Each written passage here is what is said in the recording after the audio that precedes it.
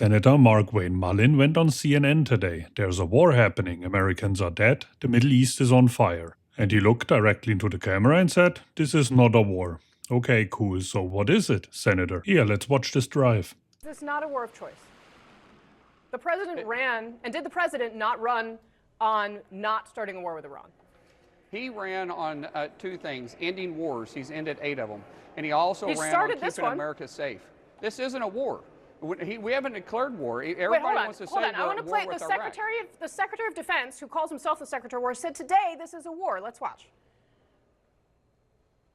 We set the terms of this war from start to finish. We didn't start this war, but under President Trump, we are finishing it. Is it really not a war? What he declared on us was war, meaning us as Ayatollah. He declared war on us. We are not at war with the Iranian people. The Ayatollah who declared war on us, we've already taken him out. Now we're eliminating the threat.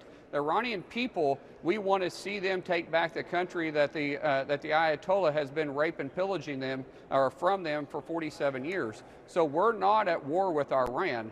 We're making sure that they do not have the capability to harm us anymore. They have. Let's set the table real quick for anyone just tuning in. For over a decade, Sauron made anti-interventionism the core of his brand. He ran in 2024 with the slogan "Peace through strength." He called his opponents warmongers. He said he would expel the warmongers from government, those stupid people. He said it plainly, "I'm not going to start wars, I'm going to stop wars." He told voters there would be no more wars. And specifically about Iran, he looked voters in the eye and said, "You're not going to have a war with Iran with me as president." 1 year in his second term, he had ordered military strikes on 7 countries. 7 countries. And now Iran is number 8. Now back to our guy Markwayne, because this is where it gets really special. He goes on CNN. There's a war happening. The host asks him about the war and he says, "This is not a war." So what's the word game here? Let's break it down.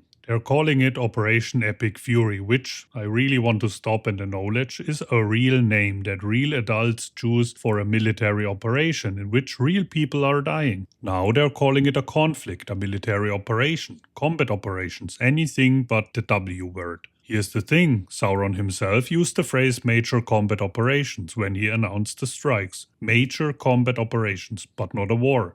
Why does the word matter? Because of a little thing called the War Powers Act. If it's a war, Congress gets involved.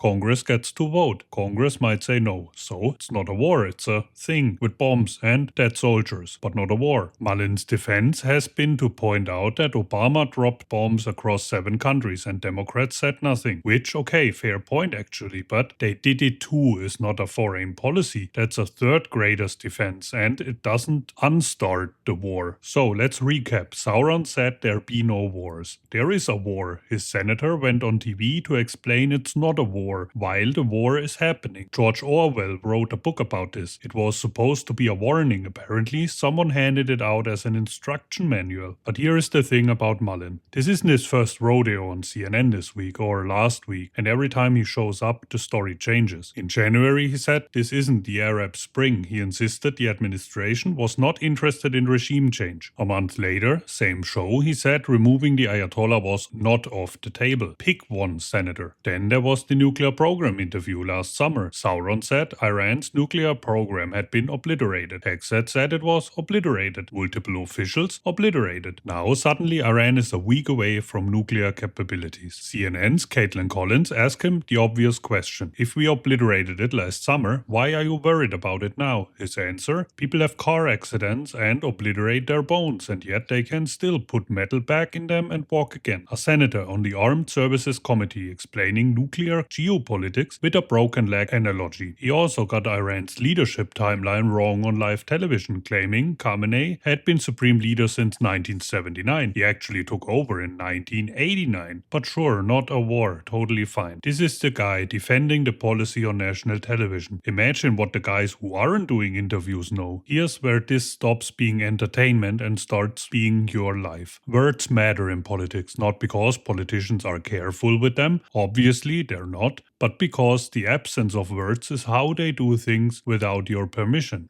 If it's not a war, Congress doesn't vote. You don't get a say. Your representatives don't get a say. It just happens. Sauron announced these major combat operations in a video on True Social wearing a white USA trucker hat. No tie. That's how you found out your country entered a new military conflict. A social media post. Casual Friday energy. People voted for Sauron because they were worried about the costs of living, inflation, groceries, rent. These were the top issues in 2024. Young voters especially, they didn't care much about foreign policy. They wanted things to get cheaper. How's that going? Oil prices are climbing, the stock market dropped, and now there's a war, a kinetic situation in the world's most important oil region. Costs are skyrocketing. He's taken healthcare away from millions, and now he's ordered military strikes on 8 countries. Your grocery bill isn't going down because of this. Your rent isn't dropping, but the defense contractors, Lockheed Martin, one of the companies help funding the White House ballroom, is in the business of making the equipment being used right now. When the bombs fall, somebody's stock goes up, just not yours. And here is where we land. A man ran for president on a single clear promise.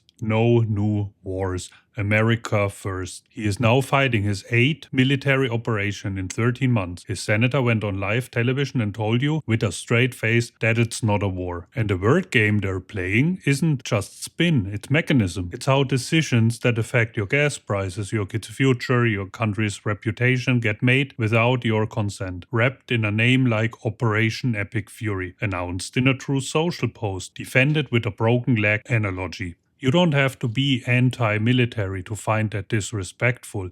You don't have to be anti-American to ask who voted for this. Nobody is coming to save you, but at least now you know what the words they're not using actually mean.